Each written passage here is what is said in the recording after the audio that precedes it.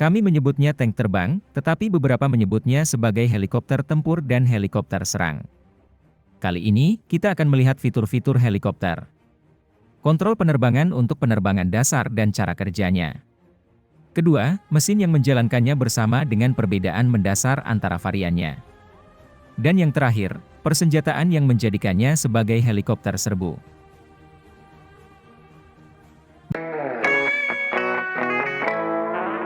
Mi-24A ada di kelasnya sendiri.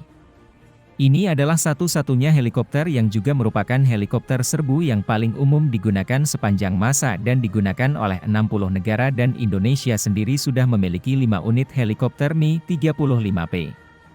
Helikopter ini merupakan respons terhadap helikopter serbu AH-1 Huey Cobra, yang pengembangan dan penggunaan pada Angkatan Darat Amerika Serikat selama Perang Vietnam. Hal ini meyakinkan Uni Soviet untuk mendapatkan dukungan untuk pengembangan Mi-24 pada tahun 1960. Digunakan sebagai anti-tank atau helikopter dukungan udara dekat dan karena ukurannya yang besar dan berkat kabinnya yang besar itu, bisa memuat hingga 8 pasukan lengkap, ini juga memiliki kemampuan transportasi serang yang cukup besar. Ada banyak varian, terutama Mi-24A yang merupakan varian produksi pertama dan Mi-24D serta Mi-24P, yang oleh NATO juga dikenal sebagai Isdelai 243. Belakangan telah menggantikan yang fleksibel yak 12,7 mm, GSH 230 senapan mesin dengan meriam 30 mm yang kuat. Tapi untuk saat ini kami hanya fokus pada Mi-24D yang memiliki sejarah dan pengalaman tempur paling banyak di antara variannya. Tank terbang ini memiliki panjang 21,6 meter termasuk baling-baling, dan panjang 17,5 meter yang menjadi badan helikopter ini.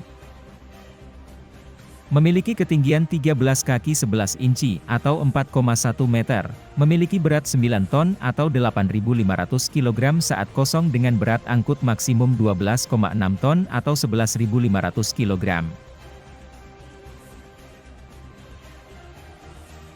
Kita akan mencoba untuk mencari tahu bagian dasar dari tank terbang ini. Disebut penembak dan petugas sistem, duduk di depan helikopter. Kokpit ini telah sepenuhnya direnovasi dari versi sebelumnya. Pilot atau komandan duduk di belakang sistem senjata.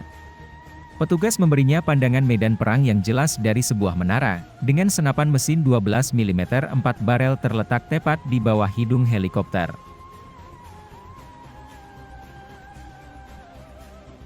Komponen utama dari sebuah helikopter adalah badan pesawat atau inti luar dari badan pesawat, bagian utama yang menampung awak kabin penumpang serta kargo.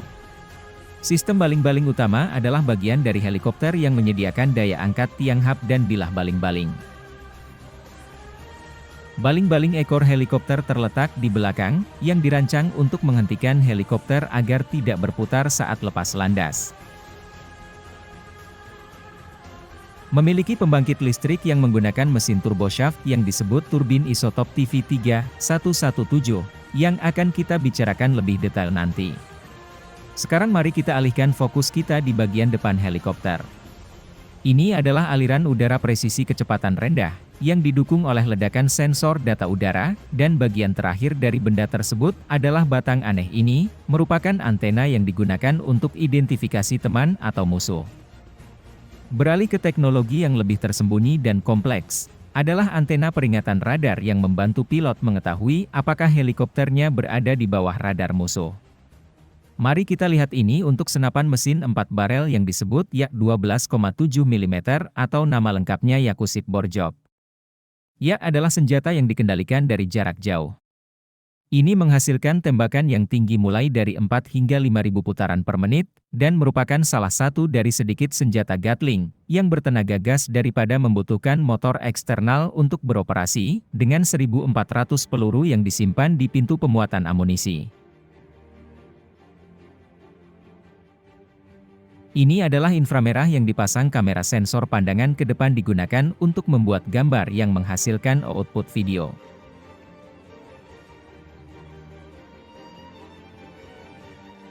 Ini adalah unit pengarah radar yang terkait dengan ED-2 pemukul yang dipersenjatai khusus untuk helikopter Mi-24. Ini membantu misil dalam mengarahkannya ke lokasi yang diinginkan. Digunakan untuk operasi anti-tank, mari kita lihat kokpitnya.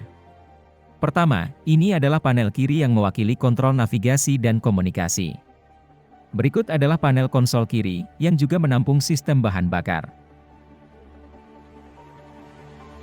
Ke depan, memiliki konsol depan kiri, di mana ia juga menampung gearbox untuk roda pendaratan helikopter. Mari kita pergi ke panel depan yang menampung panel kontrol penerbangan standar untuk helikopter. Ini adalah indikator arah ketinggian, yang membantu pilot berkendara di ketinggian yang diinginkan. Di bawah ini, kami memiliki indikator arah ketinggian cadangan. Bergerak ke bawah, di sini memiliki panel persenjataan bagi pilot. Yang perlu diingat, ini adalah senjata sekunder dibandingkan dengan petugas sistem senjata di depan. Mari kita pindah ke hal-hal keren yang membantu pilot memindahkan helikopter, dan ini terdiri dari 3 komponen, pedal kolektif, siklik, dan baling-baling ekor. Cara kerja kolektif. Menarik kolektif ini akan menaikkan pelat swas, yang akan memiringkan bilah baling-baling pada sudut seperti itu, secara tidak langsung meningkatkan gaya angkat ke arah atas. Memindahkan kolektif ke bawah akan membuat pelat swas turun, ini akan membuat daya angkat lebih sedikit secara tidak langsung memperlambat gerakan ke atas helikopter. Ini adalah sikliknya.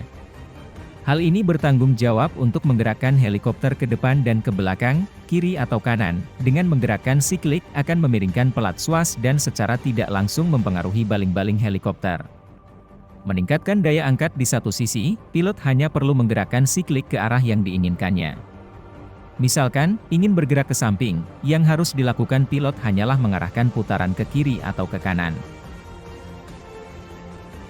Sekarang, baling-baling ekor Mi-24 ada di sisi kiri. Sementara di Amerika sebagian besar ditempatkan di sisi kanan seperti helikopter Black Hawk. Tetapi untuk insinyur Rusia, ini tidak disengaja karena kontrol arahnya tidak cukup responsif. Dengan demikian masalah itu diselesaikan dengan menggerakkan baling-baling ekor dari sisi kanan ke kiri dan mengubah rotasi, yang memungkinkannya untuk mengeluarkan lebih banyak daya. Ini adalah pedal baling-baling ekor yang memiliki hubungan dengan baling-baling di belakang helikopter, mana yang membantu helikopter berbelok ke kiri atau ke kanan. Jika menginjak pedal kanan, baling-baling akan mengarahkan helikopter ke kanan. Jika pilot menginjak pedal kiri, helikopter mengarahkan ke kiri. Semua gaya angkat dan putaran tersebut ditenagai oleh 2 mesin ini, mesin isotop turboshaft TV3. Mesin ini menyedot udara dari depan dan memanaskan udara untuk kompresi. Ini memutar poros turbo di bagian tengah bilah rotator utama juga akan ditenagai oleh mesin turboshaft melalui poros transmisi baling-baling ekor. Semua kekuatan itu disuplai oleh 5 tangki bahan bakar dengan total kapasitas 2000 liter. Jika salah satu tangki rusak, sistem bahan bakar masih bisa berfungsi, dibandingkan dengan Black Hawk Amerika. Helikopter Mi-24 dibuat seperti tank. Hal ini dilakukan mengingat ini adalah helikopter serbu dan merupakan salah satu dari sedikit helikopter di dunia. Sekarang, mari kita lihat sistem senjata Mi-24 seperti info sebelumnya. Mi-24D membawa senapan mesin Yak 12,7 mm.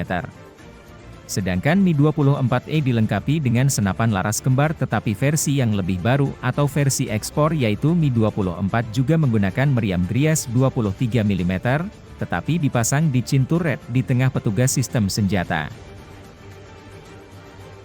Sekarang, mari kita lihat peluncur roket blok universal, yang membawa roket sirip lipat yang dikenal sebagai roket S5. Masing-masing roket S5 panjangnya sekitar 4 kaki 6 inci atau 1,4 meter dan beratnya sekitar 5 kg tergantung pada hulu ledaknya. Jangkauan rudalnya sekitar 3-4 km. Sekarang, mari kita lihat rudal udara ke permukaan ED-2, rudal ini juga disebut rudal palanga. Bagaimana cara kerja rudal ini? Petugas sistem senjata menjaga pandang bidikannya pada target dan misil itu terbang sendiri di sana. Selain itu, rudal memiliki panduan IR terminal dan jangkauan maksimum 4000 m. Dua peluncur rudal ini dapat menampung ATK-6 spiral, atau versi yang lebih baru rudal AT-9 spiral juga dikenal sebagai 9M114 Kokon, yang memiliki jangkauan 400 meter hingga 5 km, tergantung variannya. Hati-hati dengan helikopter koaksial Rusia ini, serta helikopter serang Amerika ini. Terima kasih telah menonton, dan nantikan informasi terbaru dari kami, dengan klik tombol subscribe, dan nyalakan lonceng notifikasinya ya.